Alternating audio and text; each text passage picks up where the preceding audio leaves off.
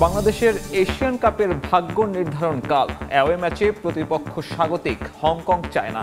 জয় ভিন্ন কোনো ভাবনা নেই লাল সবুজের, নিজেদেরকেই ফেভারিট দাবি করল হংকং। ভুলের পুনরাবৃত্তি চায় না বাংলাদেশ, একাদশে 3 পরিবর্তনের সম্ভাবনা। ফরমেশন নিয়ে ভিন্ন ভাবনায় কাবরেরা, ডিফেন্ডারদের দায়িত্বশীল হওয়ার পরামর্শ সাবেকদের। আবুধাবিতে কাল বাংলাদেশের মান বাঁচানোর লড়াই। ওয়ানডেতে হোয়াইট ওয়াশ থেকে বাঁচতে সর্বোচ্চটা দেওয়ার প্রতিশ্রুতি টাইগারদের। টি-20-র জবাব দিতে চায় আফগানরা। এবং কিছুক্ষণ পর বিশ্বকাপ বাছাই পর্বের ম্যাচে আইসল্যান্ডের মুখোমুখি হবে ফ্রান্স। ইনজুরি শঙ্কায় এমবাপে। আরেক ম্যাচে নর্দার্ন আয়ারল্যান্ডের প্রতিপক্ষ জার্মানি।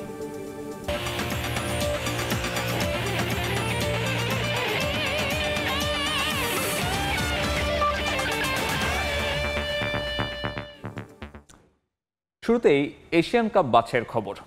মূল পর্বে খেলার স্বপ্ন বাঁচিয়ে রাখতে হংকং চায়নার বিপক্ষে অ্যাওয়ে ম্যাচে মাঠে নামবে বাংলাদেশ ফুটবল দল। জয় ছাড়া কিছুই ভাবছেন না বাংলাদেশ অধিনায়ক জামাল ভুঁইয়া। স্বাগতিক সমর্থকদের চাপ সামলে 3 পয়েন্ট তুলে নেওয়ার লক্ষ্য লাল সবুজদের। তবে প্রথম লেগে বাংলাদেশের খেলার চমকে যাওয়ায় হংকং চায়না এবার আগে থেকেই সতর্ক। সফরকারীদের সমীহ করলেও ঘরের মাঠে নিজেদেরকেই ফেভারিট মানছেন হংকং কোচ। কাইতাক স্পোর্টস কমপ্লেক্সে ম্যাচ শুরু হবে বাংলাদেশ সময় সন্ধ্যা 6টায়। হংকং চায়না থেকে ফাহিম ইসলামের ম্যাচ প্রিভিউ। হংকং চায়নার বিপক্ষে হোম ম্যাচে নিজেদের সামর্থ্য দেখিয়েছে বাংলাদেশ ফুটবল দল। শেষ পর্যন্ত হার সঙ্গী হলেও লাল সবুজদের খেলার ধরন চমকে দিয়েছে প্রতিপক্ষ অধিনায়ককে। দক্ষিণ এশিয়াতেও যে এমন গতিময় ফুটবল খেলে কোনো দল তা জানা ছিল না তাদের। সেজন্যই বাংলাদেশ দলকে ঠেকাতে ভিন্ন রণকৌশল এবার সাজিয়েছে হংকং চায়না। তাতে অবশ্য কিছু আসে যায় না বাংলাদেশ দলের হেড কোচের। পুরো দল নিয়ে প্রথমবারের মতো ম্যাচ ভেন্যু কাইতাক স্টেডিয়ামে হাবিয়ার কাবরেরা। এশিয়ান কাপের মূল পর্বে খেলার যে ক্ষীণ সম্ভাবনা রয়েছে তা টিকিয়ে রাখতে এই ম্যাচে জয় ছাড়া কোনো পথ নেই লাল সবুজদের। বাংলাদেশ অধিনায়ক শুনিয়েছেন আশার বাণী। আমরা এই মাঠে মানিয়ে নেয়ার চেষ্টা করব। তাদের 50,000 দর্শক অবশ্যই আমাদের জন্য চ্যালেঞ্জিং, আর এই চ্যালেঞ্জ নিতে প্রস্তুত আমরা। আমাদের পূর্ণ 3 পয়েন্টের দিকেই নজর থাকবে। কাইতাক স্টেডিয়ামে শুধু হংকং চায়নার 11 ফুটবলার নয়, বাংলাদেশের প্রতিপক্ষ ছাদ বন্ধ থাকা এই স্টেডিয়ামের সমর্থকরাও। সেই সমর্থকদের চাপ সামাল দিয়ে হামজা সমিত জামালরা কি তুলে নিতে পারবে 3 পয়েন্ট? অবশ্য দেশে থেকে হংকং চায়নার উদ্দেশ্যে রওনা দেওয়ার আগে সেই ঘোষণা দিয়েছিলেন সমিত সোম। এখন দেখার বিষয় কথার কাজটা কিভাবে মেলাতে পারেন কানাডা প্রবাসী এই ফুটবলার। শুধু স্বাগতিক সমর্থক নয়, বাংলাদেশের চ্যালেঞ্জ বাড়িয়েছে ছাদ বন্ধ স্টেডিয়ামের 23 ডিগ্রি সেলসিয়াস তাপমাত্রার সঙ্গে মানিয়ে নেওয়া। কঠিন হলেও সবকিছুর জন্য প্রস্তুত হামজা সমিতরা। আগের ম্যাচে ভুল করলেও গোলরক্ষক মিতুল মার্মার উপরই ভরসা হেড কোচ হাবিয়ার কাবরেরার। গুরুত্বপূর্ণ ম্যাচে ফিট স্কোয়াড পাচ্ছেন কোচ। দলের সবাই সুস্থ আছে, খেলোয়াড়রা ট্রেনিং করেছে এই ম্যাচে পূর্ণ 3 পয়েন্ট নিতে চাই। তবে দলে বেশ কয়েকটি পরিবর্তন আসতে পারে। তবু একাদশে ফিরবে, আর মিতুল আমাদের সেরা গোলরক্ষক, সে অবশ্যই স্কোয়াডে থাকবে। বাংলাদেশ দলকে নিয়ে বেশ সতর্ক হংকং চায়নার হেড কোচ অ্যাশলি ওয়েস্টেড। প্রথম ম্যাচে হামজাকে নিয়ে যে মন্তব্য করেছিলেন তা ছিল নিছকই মজা। যদিও এই ম্যাচে নিয়মিত গোলরক্ষক ইয়াপ হুংফাইকে পাচ্ছেন না হংকং কোচ। এই গ্রুপটা অনেক কঠিন, তাদের সামর্থ্য আমাদের জানা আছে। হামজা আসাতে তারা আরো বেশি শক্তিশালী। তবে আমরা জয়ের জন্য মাঠে নামবো। আমাদের সমর্থকরাই আমাদের বড় শক্তি। এশিয়ান কাপ বাছাইয়ে এই মুহূর্তে গ্রুপ সিতে সবার উপরে আছে হংকং চায়না। 3 ম্যাচে তাদের পয়েন্ট 7। অন্যদিকে 1 পয়েন্ট নিয়ে সবার তলানিতে Bangladesh. Fahim Islam, Somoy Sangbad, Hong Kong China. Away ম্যাচে বেশ কটি পরিবর্তন আসছে বাংলাদেশ দলে। পুরো ফিট হওয়ায় দলে ফিরতে পারেন তপু বর্মন ও সমিত সোম। প্রথমবারের মতো শুরুর একাদশে জায়গা পেতে পারেন জায়ান আহমেদও। আক্রমণের গতি বাড়াতে ফিরছেন ফাহমেদুল ইসলাম। তবে জামাল থাকছেন কিনা সেটা নিয়ে রয়ে গেছে প্রশ্ন। দলের সঙ্গে পরিবর্তন হতে পারে আগামী ম্যাচে লাল সবুজদের ফরমেশনটাও। হংকং চায়না থেকে বাংলাদেশ দলের একাদশ নিয়ে বিস্তারিত জানাচ্ছেন ফাহিম ইসলাম। হংকং চায়নার বিপক্ষে হোম ম্যাচে একাদশ নিয়ে বেশ সমালোচনায় পড়তে হয়েছিল হেড কোচ হাবিয়ার কাবরেরাকে। শুরুর একাদশে সমিত সোম, জায়ান ও ফাহমিদুলদের কেন নামানো হয়নি তা নিয়ে দেশের ফুটবলে হয়েছে বেশ আলোচনা। তবে ওই ম্যাচে বাঁচা মরার লড়াইয়ে বেশ কিছু পরিবর্তন আনতে যাচ্ছেন বাংলাদেশ কোচ, যার শুরুটা হবে ডিফেন্সে। সেন্টার ব্যাক পজিশনে ফিরছেন তপু বর্মন। ইনজুরি থেকে পুরোপুরি ফিট হওয়ায় এই ম্যাচে শুরুর একাদশে দেখা যেতে পারে তাকে। তার সহযোগী হিসাবে ডিফেন্স সামলাবেন শাকিল আহাদ তপু ও তারিক কাজী। অন্যদিকে লেফট ব্যাকে গেল ম্যাচে বেশ কিছু ভুল করায় দলে জায়গা হারাবেন সাদউদ্দিন। তার পরিবর্তে সুযোগ পাবেন জাহান আহমেদ। হংকংয়ের বিপক্ষে গেল ম্যাচে দুর্দান্ত পারফরমেন্স করে সমর্থকদের মনে জায়গা করে নিয়েছেন এই ফুটবলার। আর রাইট ব্যাকে বরাবরের মতো কোচের আস্থা তাজউদ্দিনে। শুধু ডিফেন্স নয়, মিডফিল্ডেও আসতে যাচ্ছে পরিবর্তন। এই ম্যাচে শুরুর একাদশে খেলবেন সমিত সোম, তবে তাকে দেখা যাবে অ্যাটাকিং মিডফিল্ডার হিসাবে। যদিও গেল ম্যাচে হামজা চৌধুরীকে পুরো ম্যাচেই দেখা গিয়েছে সেন্টার ব্যাক হিসাবে, তবে এই ম্যাচে অনেকটা ডিফেন্সিভ মিডফিল্ডার রোলে দেখা যাবে তাকে। আর গেল ম্যাচের অধিনায়ক সোহেল রানা থাকবেন এই ম্যাচে। একাদশে পরিবর্তনের পাশাপাশি ফরমেশনেও পরিবর্তন আনতে যাচ্ছেন বাংলাদেশ কোচ। এই ম্যাচে লাল সবুজদের একমাত্র লক্ষ্য জয়, সেই জন্য ডিফেন্সিভ না খেলে অফেন্সিভ খেলার সিদ্ধান্ত হতে পারে হেড কোচ হাবিয়ার কাবরেরার, যেখানে ফরমেশনটা হতে পারে 1-3-5 ও 2। তবে ফরমেশন চেঞ্জ হলেও এই ম্যাচে হারানোর কিছুই নেই বাংলাদেশ দলের। এশিয়ান কাপের মূল পর্বে খেলার যেই স্বপ্ন, সেই স্বপ্ন বাঁচিয়ে রাখতে এই ম্যাচে পূর্ণ 3 পয়েন্ট নিতে চায় লাল সবুজরা। কাইতাক স্টেডিয়াম থেকে Fahim Islam, Somoy Sangbad, Hong Kong, China. Asian Cup বাছাইয়ে বাংলাদেশ হংকং অ্যাওয়ে ম্যাচ নিয়ে কথা বলতে আজ স্টুডিওতে আছেন জাতীয় দলের সাবেক অধিনায়ক এবং প্রখ্যাত striker Zahid Hasan Emily. Emily ভাই, আপনাকে অনেক অনেক ধন্যবাদ সময় দেওয়ার জন্য। একটা বড় ম্যাচের সামনে আমরা তাকিয়ে আছি এবং যেভাবে প্রেক্ষাপটটা তৈরি হয়ে গেছে তাতে আসলে এই ম্যাচটাকে আমরা ডু অর ডাইও বলতে পারি। এই ম্যাচ নিয়ে আপনার প্রত্যাশাটা কি? না, আমি আপনার সাথে একমত। ডু অর ডাই ম্যাচ আমাদের হোমেই ছিল। হ্যাঁ, হোমেই ছিল এই কারণে, কারণ আমরা যদি হোমে জিততে পারতাম আমরা কিন্তু বিশাল একটা অ্যাডভান্টেজে থাকতাম। আমাদের 4 পয়েন্ট থাকতো, সেক্ষেত্রে কিন্তু আপনি একটা বেশ ফ্লেক্সিবল অবস্থা থাকতেন। যেহেতু আমরা ম্যাচটা হেরে গিয়েছি, এশিয়ান কাপ কোয়ালিফাইতে যদি আপনি টিকে থাকতে চান আগামীকালকে ম্যাচ আপনাকে জিততেই হবে, এর কোনো বিকল্প নেই। আপনি যদি ড্র করেন আইদার হেরে যান, কোনো সুযোগ নেই। সুযোগ কিন্তু আপনার হাতছাড়া আপনার হোমেই করে ফেলছেন। যেহেতু অ্যাওয়ে ম্যাচ খেলতে গিয়েছেন, কম্পিটিটিভ ম্যাচ হবে, তুলনামূলক অনেক কষ্ট হবে এই ম্যাচটাতে, কারণ যারা হোমে খেলে তাদের জন্য একটা বড় অ্যাডভান্টেজ থাকে। ইভেনচুয়ালি আপনি যদি দেখেন হংকংয়ে যে এনভায়রনমেন্ট তৈরি হয়েছে সেখানে তারা একটা ভালো অবস্থান তৈরি করে ফেলছে এবং তাদের কোচ কিন্তু অ্যাসলে ওয়েস্টউড বলে দিয়েছে তাদের বড় সাপোর্ট কিন্তু সাপোর্টাররা। সুতরাং হংকং একটা ভালো অবস্থা রয়েছে এবং হংকংয়ের জন্য ম্যাচটা আরও বেশি ইম্পর্টেন্ট এই কারণে, কারণ হংকং যদি এই ম্যাচটা জিততে পারে 10 পয়েন্ট নিয়ে কিন্তু তারা অলমোস্ট এক পা দিয়ে রাখবে কিন্তু কোয়ালিফাই রাউন্ডে। সুতরাং তারা কিন্তু এই ম্যাচটাকে কিন্তু ফাইনাল হিসাবে নেবে। বাট আপনাদের প্রতিবেদক যেভাবে বলছে ফাহিম, আমার কাছে মনে হয়েছে যে আমাদের ডু অর ডাই ম্যাচ, আমাদের কিন্তু আর এখান থেকে ব্যাক করার কোনো ওয়ে নেই এবং আমি মনে করি যে এইটাই আমাদের লাস্ট ম্যাচ যদি আমরা এশিয়ান কাপ কোয়ালিফাইতে টিকে থাকতে চাই। কারণ এই ম্যাচটা যদি আপনি জিতেন আপনার 4 পয়েন্ট হবে, তখন কিন্তু আপনার আবার একটা সুযোগ তৈরি হবে, কেন এরপর আপনার আবার নেক্সট 2টা ম্যাচ থাকবে। সুতরাং আমি বলবো যে এই ম্যাচটা খুবই ইম্পর্টেন্ট ম্যাচ, বাট আমরা যেটা হারানো সেটা আমাদের হোমে কিন্তু আমরা হারিয়ে ফেলেছি এবং একটা সম্ভাবনা রয়েছে পরিবর্তনের। আপনি আসলে কালকের ম্যাচে আসলে কি ধরনের পরিবর্তন চান? কাকে কাকে শুরুর একাদশে রাখলে আপনার মনে হয় ভালো হবে? না, পরিবর্তন তো অবশ্যই দরকার এবং লাস্ট ম্যাচে সেটা আসলে একদম মাঠের ফুটবলে প্রমাণ করে দেখিয়েছে যে প্লেয়াররা আসলে সাবস্টিটিউশন নেমেছিল তারাই কিন্তু খেলার প্যাটার্নটা চেঞ্জ করেছে এবং তারা নামার পরে কিন্তু 3-1 থেকে আমরা 3-3 গোলে কিন্তু স্ট্রংলি কামব্যাক করেছে এবং আপনি যাদেরকে বসিয়ে রেখেছিলেন তারাই কিন্তু ম্যাচটাকে বড় একটা ইম্প্যাক্ট ফেলেছে, স্পেশালি সমিত সোম এবং ফাহমিদুল, তারা নামার জায়ান আহমেদ, জামাল, তারা নামার পরে কিন্তু খেলার আর একটা বড় স্পিড তৈরি হয়ে গেছে। সুতরাং আমি বলবো যে এই ম্যাচে তো অবশ্যই পরিবর্তন থাকবে এবং কোচ তার কথাও বলেছে যে পরিবর্তন এই দলে আসছে। বাট আমার কাছে মনে হয় পরিবর্তনের থেকেও যদি আপনি আমাকে বলেন, আমি বলবো যে আমরা যে ভুলগুলি করেছি হোম ম্যাচে, এই ভুলগুলি রিপিট করা যাবে না। কারণ আমরা যে 4টা গোল কনসিড করেছি, 4টা গোলেই কিন্তু আমাদের সবারই কম বেশি এখানে কিন্তু ভুল ছিল। সেই ভুলগুলি কিন্তু আগামীকালকে ম্যাচে কোনোভাবেই করা যাবে না। স্পেশালি আমি দেখলাম যে কোচ এই ম্যাচেও আপনার গোলকিপার মিতুল মারমাকে সে রাখছে, বাট মিতুল মারমার কিন্তু লাস্ট ম্যাচ যদি পারফরমেন্স দেখেন সেখানে আমার কাছে মনে হয়েছে যে তার পারফরমেন্সে বড় একটা ঘাটতি ছিল, বিকজ প্রত্যেকটা গোলেই তার কিছু না কিছু ভুল ত্রুটি ছিল। সুতরাং সে খেলতে পারে, বাট আমার কাছে মনে হয় যে তার কনফিডেন্টের কোন অবস্থায় রয়েছে সেটাও দেখার বিষয়। বাট আমি বলবো যে যখন আপনি একদম লাস্ট ম্যান হয়ে যান তখন কিন্তু আপনাকে কিন্তু একটা দেয়াল হয়ে দাঁড়াতে হয়, গোলকিপার কিন্তু সেই পজিশনটা, তো সেখান থেকে তাকে কিন্তু সেই দায়িত্বটা নিয়েই খেলতে হবে।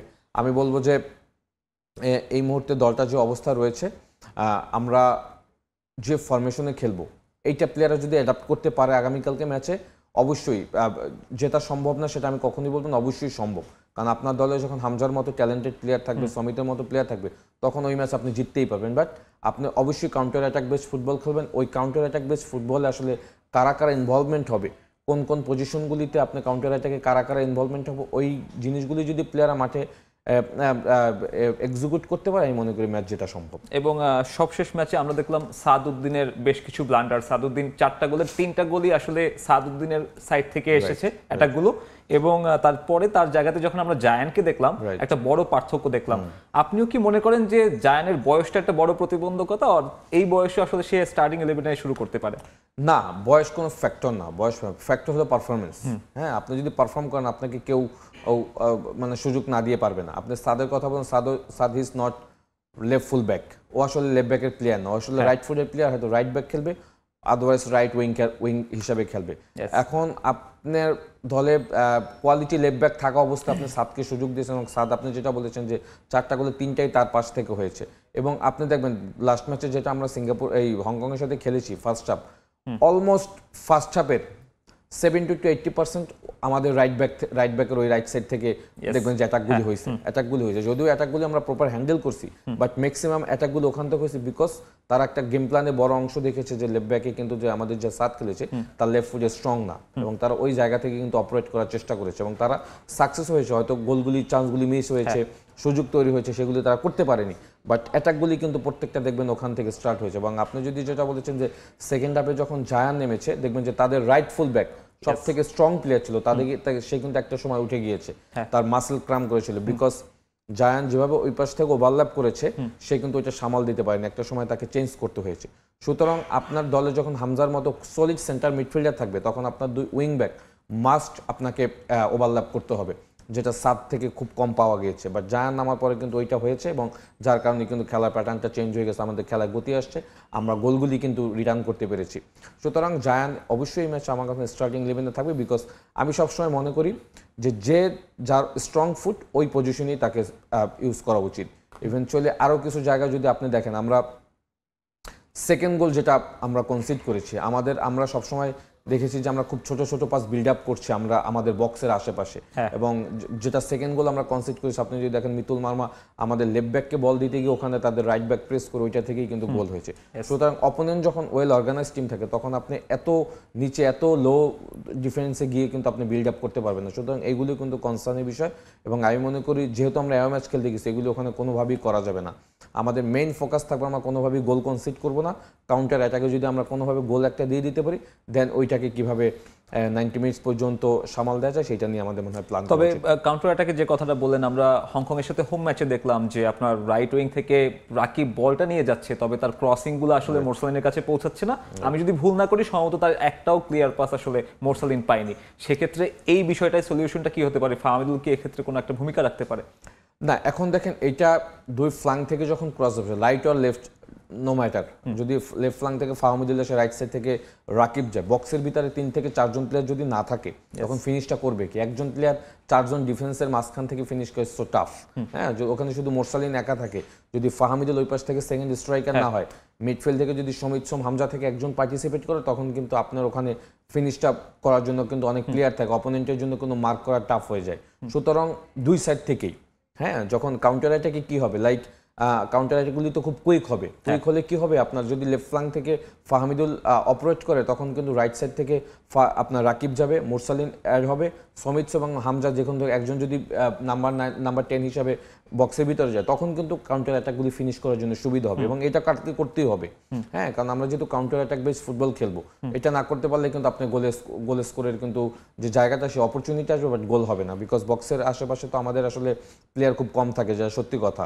হ্যাঁ, তো সেইখান থেকে আমি বলবো যে বক্সের ভিতরে অ্যাটলিস্ট 3 থেকে 4 জন প্লেয়ারকে প্রত্যেকটা অ্যাটাকে পার্টিসিপেট করতে হবে। সেক্ষেত্রে মিডফিল্ডারদের মানে মুভমেন্টটাও কি খুব ইম্পর্টেন্ট কিনা, যারা মিডফিল্ডে দায়িত্ব পালন করবে? ডেফিনেটলি, অবশ্যই মিডফিল্ড এবং অ্যাটাকার যারা থাকবে তাদের সাথে একটা বেশ কমিউনিকেশন থাকবে। আই থিঙ্ক কোচ হয়তো প্র্যাকটিস সেশনে সেটা দেখিয়ে দিয়েছে যে কার কোন মুভমেন্টগুলি কীভাবে হবে, কাউন্টার অ্যাটাকগুলি আমরা কোনভাবে করব, কাউন্টার অ্যাটাকে কারা কারা পার্টিসিপেট করবে, কারা কারা সিকিউরিটি হিসাবে মিডফিল্ড ডিফেন্ডিংয়ের ওইখানে থাকবে, ডিফেন্স কতটা আপ করবে। এটা তো অবশ্যই একটা গেম প্ল্যানের বড় অংশ হিসাবে এই লাস্ট 2-3টা যে সেশন হয়েছে সেখানে দেখিয়েছে কোচ। তারপর আমি বলবো যে প্লেয়ারদের এখানে একটা এক্সট্রা দায়িত্ব থাকবে, বিকজ আপনি যদি দেখেন লাস্ট ম্যাচে আমরা কিন্তু 3জন মিডফিল্ডার আমাদের দলের গোল করেছে, হ্যাঁ, মুরসালিন, সমিত এবং হামজা চৌধুরী। শুধু এইটা কিন্তু আবার একটা পজিটিভ দিক। সুতরাং যারা গোল করেছে তাদের একটা কনফিডেন্ট লেভেল গ্রো করেছে, তারা কিন্তু আমার মনে হয় যে অ্যাটাকগুলিতে যদি প্রপার পার্টিসিপেট করতে পারে আগামীকালকে ম্যাচও আমি মনে করি যে গোল করা সম্ভব। ভাই আপনার কাছে আবারও ফিরবো, তবে একটা প্রতিবেদন দেখে আসতে চাই।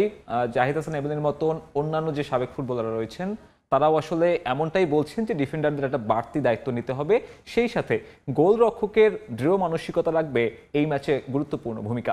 গেল ম্যাচের স্ট্র্যাটেজি থেকে বের হয়ে ফরমেশন বদলানোর পরামর্শ দিয়েছেন কয়েকজন সাবেক। জায়ানের মতো উদ্যমী ফুটবলারকে শুরুর একাদশে রাখা হলেও জামাল ফাহমেদুলকে বদলি হিসেবেই নামানো উচিত বলে মনে করেন সাইদ হাসান কানন কিংবা আলফাজ আহমেদরা। প্রথম একাদশ থেকে সাদ কিংবা তপুদেরও বাদ দেওয়ার পরামর্শ তাদের। হংকং চায়নায় বিগ মিশন বাংলাদেশ ফুটবল দলের সামনে। ঘরের মাঠে জেতা ম্যাচ হেরে এশিয়ান কাপের মূল পর্বে ওঠার সমীকরণ কঠিন করে ফেলেছে লাল সবুজের দল। ভুল ত্রুটি শুধরে এবার ঘুরে দাঁড়ানোর চ্যালেঞ্জ, আর সেই চ্যালেঞ্জ উতরে যেতে কোন বিষয়গুলোতে নজর দিতে হবে বাংলাদেশ দলকে?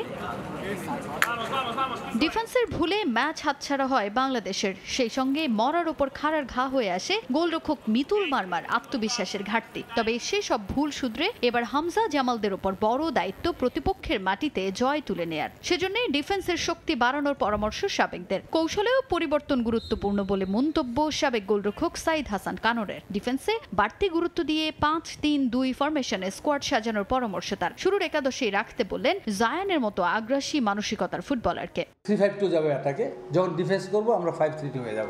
5টা ডিফেন্ডার, 3টা মিডফিল্ড, 2টা ফরওয়ার্ড, এইভাবে যদি খেলে আমার মনে হয় ভালো খেলবে। জায়ান হচ্ছে অ্যাটাকিং খুব ভালো, খেলুক না 45 মিনিট 60 মিনিট ফার্স্টে খেলে দিও ও খেলুক, টায়ার্ড হোক, তারপর আরেকটা নামান। কাজী আনফিট, তবু আনফিট, সাদ আনফিট। জায়ান আমরা পরীক্ষিত ছিল না, বাট সে তো প্রমাণ করছে যে বেস্ট খেলতে পারে, সুযোগ পাইছে, সে কাজে লাগাইছে। এখন কোচ চিন্তা করবে কাকে খেলাবে। হংকং চায়নার বিপক্ষে হোম ম্যাচে জামাল ফাহমেদুলদের দ্বিতীয়ার্ধে মাঠে নামানোয় তুমুল সমালোচনা হলেও কাবরেরার এই স্ট্র্যাটেজির পক্ষে অবস্থান কানন আলফাজদের। 45-60 মিনিটের পরে কিন্তু আর আমাদের বাংলাদেশের প্লেয়ারদের কোনো এনার্জি থাকে না। ওইখানে জামাল আছে, সাবস্টিটিউট আছে, জামাল ভালো, ফাহমেদুল ভালো, মিডফিল্ডে হৃদয় আছে, সোহেল আছে, এদেরকে রাখতে হবে সাবস্টিটিউট। চলতি বছর 5টি আন্তর্জাতিক ম্যাচ খেললেও দল গোছাতেই ব্যর্থ Spanish coach হাভিয়ার Cabrera. Team bonding ভালো না হওয়াকে দুষছেন সাবেক ফুটবলাররা। পরপর কতগুলো ম্যাচ খেললাম আমরা, একটা টিম রেডি করতে পারলো না। আমার দুঃখ হচ্ছে একটা টিম রেডি করতে হবে, তবে আমাদের রিসোর্স তো কম নাই। এখনো একটা টিম হিসেবে খেলা তৈরি করতে পারে নাই, কারণ প্লেয়ারের ভিতরে আন্ডারস্ট্যান্ডিং খুবই কম। মাঠে সিনিয়রদের বাড়তি দায়িত্ব নেয়ার পরামর্শ দিলেন সাইদ আলফাজরা। গোল উদযাপনে মেতে ম্যাচ হাতছাড়া না করার বিষয়ে বাড়তি নজর দিতে বললেন তারা। তাজিন খন্দকার, সময় সংবাদ, ঢাকা। আবারও ফিরছি আলোচনায়। আমরা শুনছিলাম যে সাবেকরা বলছেন জামাল ভুঁইয়াকে হয়তো সাবস্টিটিউট হিসেবে বেটার হবে। আপনি কেমনটা মনে করেন? মিডফিল্ডে 2 সোহেল রানার ভূমিকা কেমন দেখছেন? না, আপনি যদি দেখেন হোমে আমরা যেভাবে স্টার্টটা করেছিলাম, হামজার গোলের পর কিন্তু ম্যাচ মোটামুটি কন্ট্রোলে নিয়েছিলাম আমরা। বাট আমার কাছে মনে হয় যে কন্ট্রোলে নেওয়ার থেকেও বেশি আমাদের দরকার ছিল যেটা 1 গোল দেওয়ার পরে আমরা যদি আরেকটু অ্যাটাকিং খেলতে পারতাম। হ্যাঁ, আমরা একটু আবার লো ডিফেন্ডিং হয়ে গেছিলাম। আমরা যদি আরেকটা প্রেশার দিয়ে আরেকটা গোলের জন্য রেডি থাকতাম তখন কিন্তু আমাদের জন্য আরও প্লাস পয়েন্ট থাকতো। হ্যাঁ, তখন আমরা যেটা হয়েছে যে আমরা আমাদের ডিফেন্ডিং লাইনটা সিকিউরিট করতে গিয়ে আমরা কিন্তু অপোনেন্টকে আসতে অ্যালাউ করেছি, যার কারণে কিন্তু তার একটার পর একটা অ্যাটাক করে কিন্তু এন্ড অফ দ্য ম্যাচ মানে ফার্স্ট হাফের শেষের দিকে তারা কিন্তু গোল আদায় করে নিয়েছে। আপনি যদি 1 গোলে লিড নিয়ে যেতে পারতেন তাদের জন্য একটা প্রবলেম হতো। আপনি 2 সোহেল রানার কথা বলেছেন, মানে ইম্প্যাক্টফুল কোনো ফুটবল খেলতে পারেনি, যেটা সত্যি কথা। এই ধরনের ম্যাচে আপনাকে এক্সট্রা ফুটবল খেলতে পারবে। Senior Sohel Rana is very most experience player এই দলের ভিতরে এবং ক্যাপ্টেন ছিল। চেষ্টা করেছে ভালো খেলা, বাট আরও ইম্প্যাক্টফুল ফুটবল খেলতে পারলে ভালো হতো।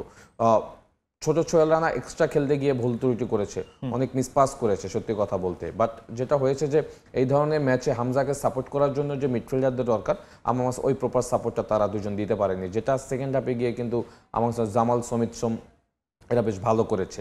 বাট আমি বলবো যে এই ম্যাচে আবার আপনি যদি স্টার্টিং 11কে জামালকে দিয়ে শুরু করেন, করতে পারেন। জামাল হিজ মোর এক্সপিরিয়েন্স প্লেয়ার।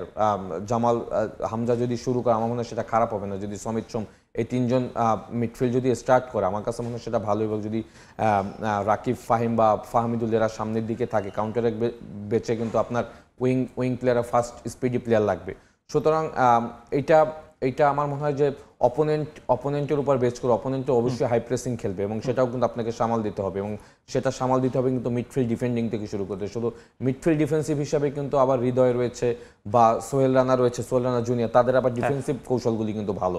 সুতরাং ওভারঅল সবকিছু চিন্তা করে কিন্তু কোচকে কিন্তু দল সাজাতে হবে। আর আপনি কি মনে করেন যে আগামীকালকে হামজা চৌধুরীর বেস্ট ফুটবলটা বাংলাদেশের জার্সি দেখা পসিবল? আমি টার্ফের কথা বলছিলাম, হংকংয়ের যে ধরনের টার্ফ, হামজা সমিতরা কি আরেকটু রিল্যাক্স হয়ে খেলতে পারবে?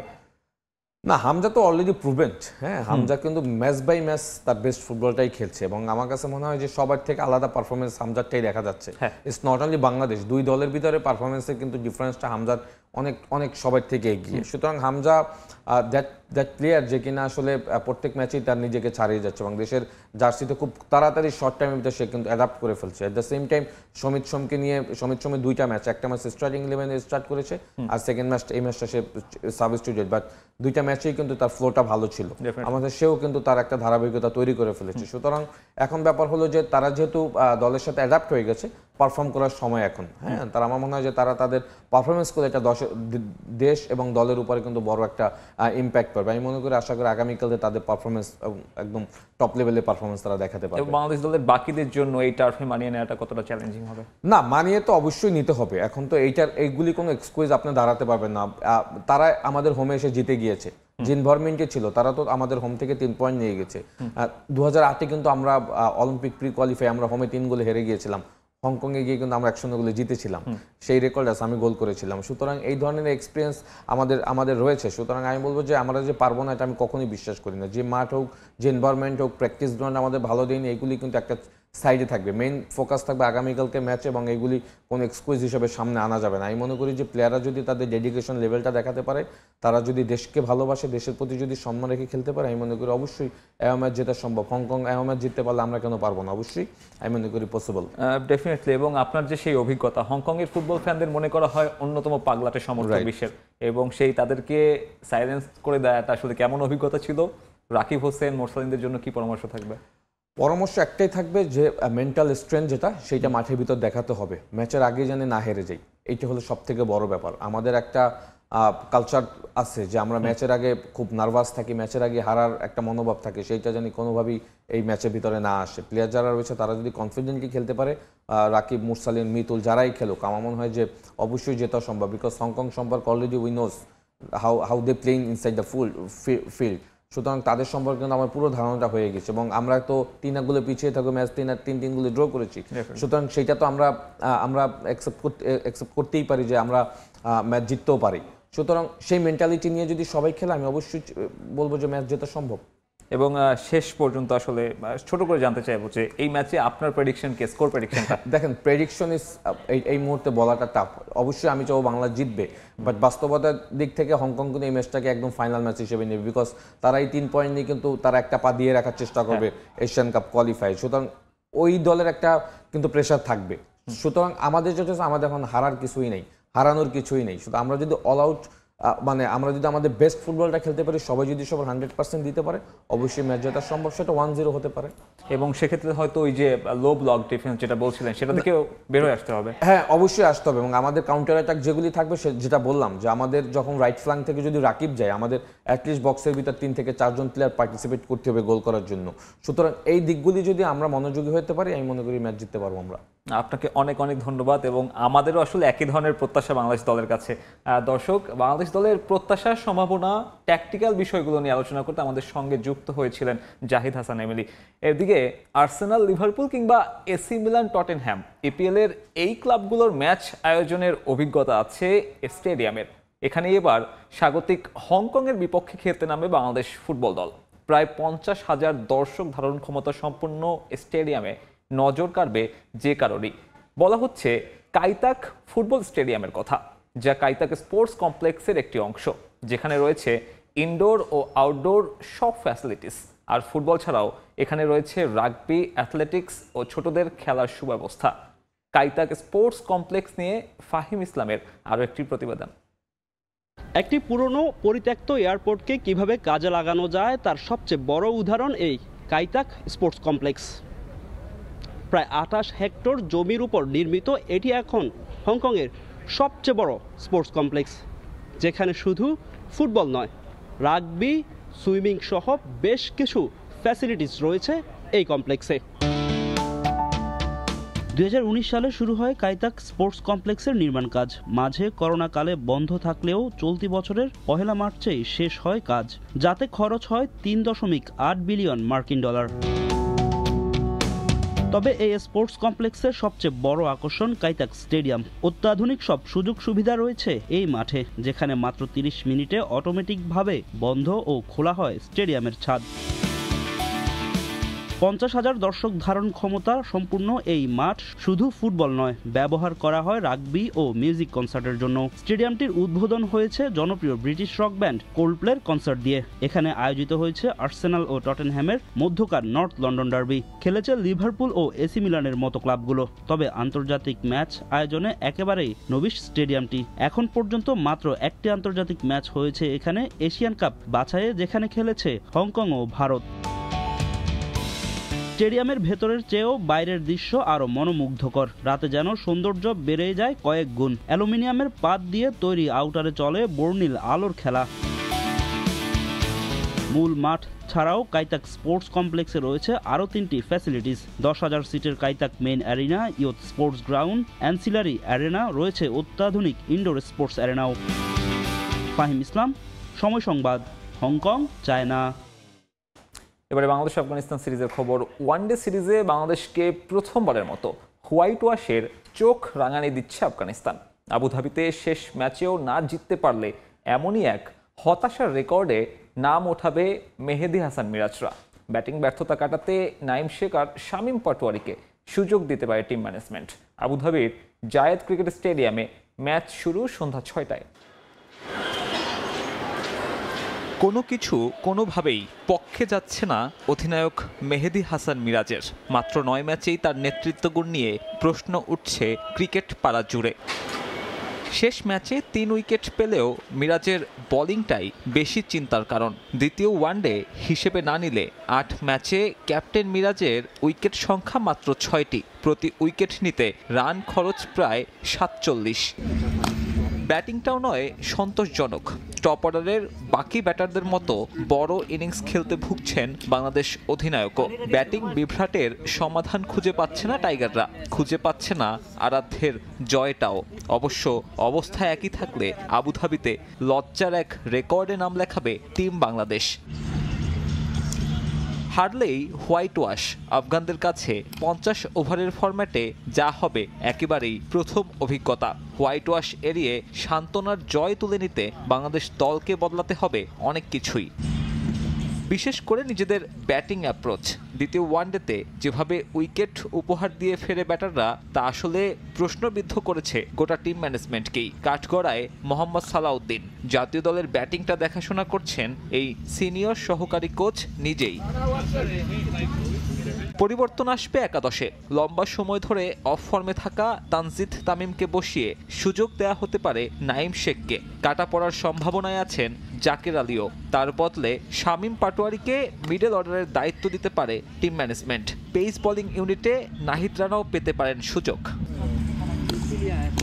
ওয়ানডে দলের সামনে শেষ সুযোগ আবুধাবি থেকে কিছু নিয়ে ফেরার। সেই সাথে ওয়ানডে বিশ্বকাপে সরাসরি খেলতে হলে এখন থেকে প্রতিটা ম্যাচই গুরুত্বপূর্ণ বাংলাদেশের জন্য। সাব্বির মিথুন, সময় সংবাদ। বিশ্বকাপ বাছাইয়ের খবর।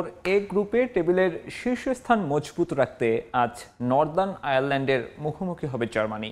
ম্যাচ শুরু হবে বাংলাদেশ সময় রাত 1:15টায়। একই সময়ে ডি গ্রুপে আইসল্যান্ডের বিপক্ষে নামবে ফ্রান্স।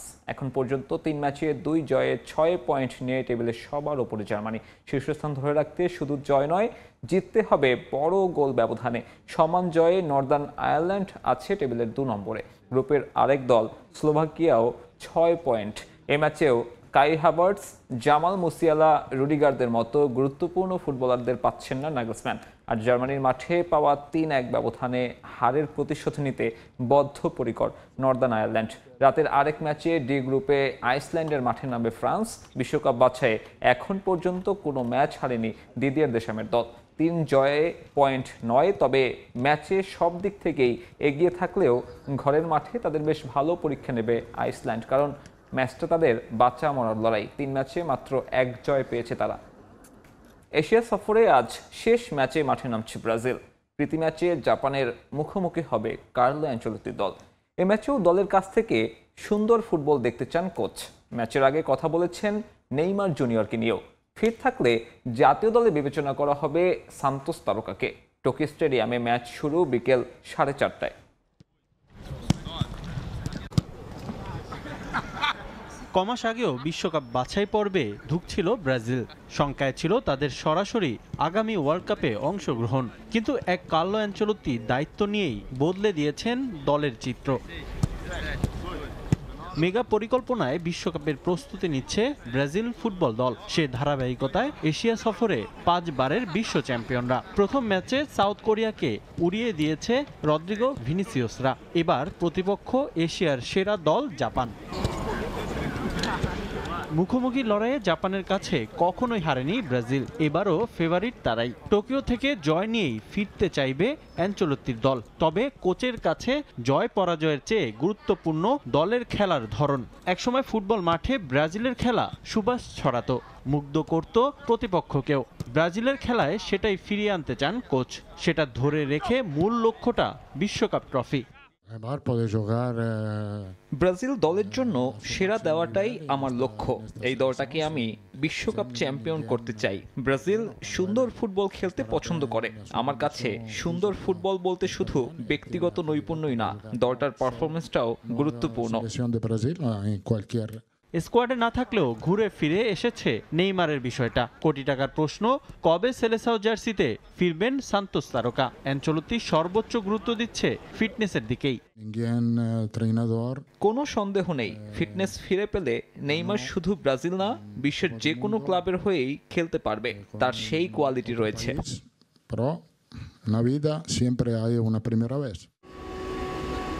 সবার আগে 2026 বিশ্বকাপে অংশগ্রহণ নিশ্চিত করেছে জাপান। যদিও সামুরাই ব্লুদের সাম্প্রতিক ফর্ম খুব একটা ভালো নয়। সবশেষ 3 ম্যাচে জয়ের দেখা পায়নি এশিয়ান জায়ান্টরা। তবে ঘরের মাঠে তারা আছে দুর্দান্ত ফর্মে। শেষ 20 ম্যাচের 17টিতেই জয় পেয়েছে মরিয়াসুর দল। সাবেক বিশ্ব চ্যাম্পিয়নদেরও রুখে দিতে চাইবে সামুরাই ব্লু। রিফাতুল ইসলাম মিরন, সময় সংবাদ। সুইডেনের স্কোয়াশ ফেডারেশনের তত্ত্বাবধানে শুরু হয়েছে প্রবাসী বাংলাদেশিদের ব্যাডমিন্টন টুর্নামেন্ট। ইউরোপের বিভিন্ন দেশ থেকে যেখানে অংশ নেন শতাধিক বাংলাদেশি এবং প্রবাসী ভিনদেশি খেলোয়াড়রাও। আরও জানাচ্ছেন শফিউল আলম। সুইডেনের জনপ্রিয় ইনডোর গেম ব্যাডমিন্টন খেলায় প্রবাসী বাংলাদেশিদের আগ্রহ দিন দিন বেড়েই চলেছে। স্থানীয় সময় রোববার স্কোগাস র্যাকেটাস ক্লাবের উদ্যোগে অনুষ্ঠিত হয় ব্যাডমিন্টন চ্যাম্পিয়ন টুর্নামেন্ট।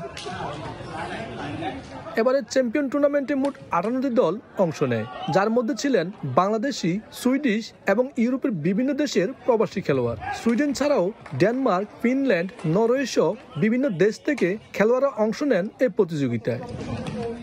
প্রতিবারের মতো নারী খেলোয়াড় এবং শিশুদের জন্য আলাদা বিভাগ রাখা হয়। এবারের আয়োজনে পৃষ্ঠপোষক ছিল সুইডেনস্থ বাংলাদেশ দূতাবাস। স্পন্সর হিসেবে ছিল ম্যাকডোনাল্ডস, কাতার এয়ারওয়েজ সহ বিভিন্ন আন্তর্জাতিক কোম্পানি। এই খেলা শুধুমাত্র খেলা নয়, এটা বাঙালিদের মাঝে এটা ঐক্য, সম্প্রীতি এবং দুদেশের মধ্যে কালচারাল মত বিনিময় প্লাস সাংস্কৃতিক বন্ধন হিসেবে কাজ করে। যখন আমরা টুর্নামেন্টগুলি আয়োজন করি, সেই আয়োজনে আমাদের মধ্যে একটা স্বতঃস্ফূর্ততা থাকে। শুধু নট অনলি কে প্রায় জিতবে সেটাই বড় কথা না, আমাদের মধ্যে এই আনন্দটা থাকে যে আমরা বাংলাদেশের মধ্যে একটা মিলন মেলা হয়। পাশাপাশি আমাদের যাতে আমরা বাচ্চাদের এবং নারীদের যাতে ইন্সপায়ার করতে পারি খেলার জন্য, সেই জন্য আমাদের এই আয়োজন। খেলা দেখতে সুইডেনের বিভিন্ন শহর থেকে ভিড় করেন বিপুল সংখ্যক প্রবাসী বাংলাদেশি। এ ধরনের আয়োজন প্রবাসের সৌহার্দ্য ও ঐক্য বাড়াতে বিশেষ ভূমিকা রাখবে বলে জানান আয়োজকরা। শফিউল আলম, সময় সংবাদ, সুইডেন। এ পর্যায়ে খেলার সময়ের শীর্ষ সংবাদ জানিয়ে দিচ্ছি আরেকবার। বাংলাদেশের এশিয়ান কাপের ভাগ্য নির্ধারণ কাল। অ্যাওয়ে ম্যাচে প্রতিপক্ষ স্বাগতিক হংকং চায়না। জয় ভিন্ন কোনো ভাবনা নেই লাল সবুজের, নিজেদেরকেই ফেভারিট দাবি করল হংকং। ভুলের পুনরাবৃত্তি চায় না বাংলাদেশ। একাদশে 3 পরিবর্তনের সম্ভাবনা।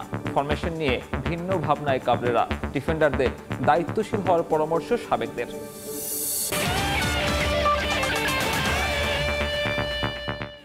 এই ছিল খেলার সময়ে। প্রবাসের সময়ে সঙ্গে থাকবেন সহকর্মী আইরিন আয়াত। ধন্যবাদ সাব্বির। প্রবাসের সময় নিয়ে ফিরছে কিছুক্ষণ পর, সঙ্গে থাকুন সময়ের।